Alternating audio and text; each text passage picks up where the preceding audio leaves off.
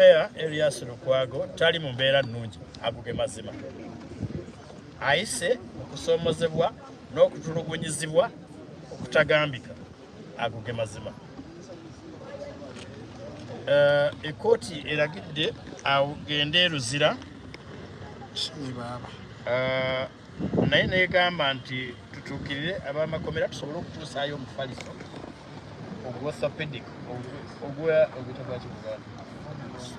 ogw'omugongo ogw'omugongo olw'embeera y'obulamu gy'ayitamu. Mujjukire yalongoosebwa olukizi luno bonna okuva waggulu paka wansi ne bassaamu ebyuma. Kaakati bino bye baamukozesezza exercises ez'empaka Duyiro ow'empaka mu kasenge mwe yabadde bye baamwebasizza ku ttaka nga bamuwaliriza mbu okwogera Oluswayiri byamukosezza bupya. Ebibya gye babadde bamulisaamu akawunga n'ebijanjaalo olw'empaka ng'ate alina emmere gy'alina okulya byatudde obulamu bwe okubeera nga bukosebwa. Sooka tusabe Katonda, sooka tusabye bamukkirize okufuna emmere gy'alina okulya komera, bamukkirize omufaliso n'ekitanda cardiac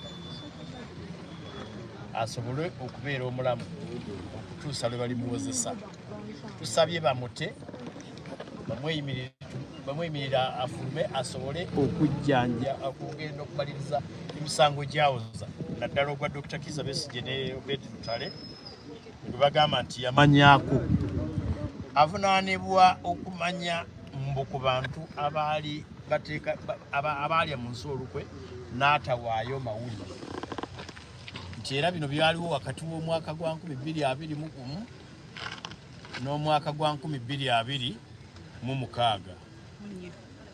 nti yamanyako ba clients be ebigambibwa nti baabikola n'atabibuulira gavumenti. What a shame. Nti ebyo tubuulire ba client bo bye baakubuulira ku bye bagambibwa okuba nti baakola. Ekyomukisa omubi abadde talina kyamanyi okuggyako ebibuuzo byabadde abuuza mu kkooti. Kiswaza mu nsi erina amateeka osobola okuvunaana looya nti agaanye okukubuulira oba nti takubuulidde kuba ayinza n'okuba tamanyi byolowooza nti client we bye yakola era byoteebereza nti client we yabimubuulira. Tuswadde nnyo naye bwe bityo.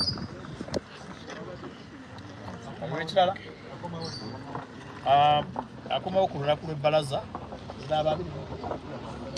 22 ffe tugenda kukola kooti byetulagidde okukola.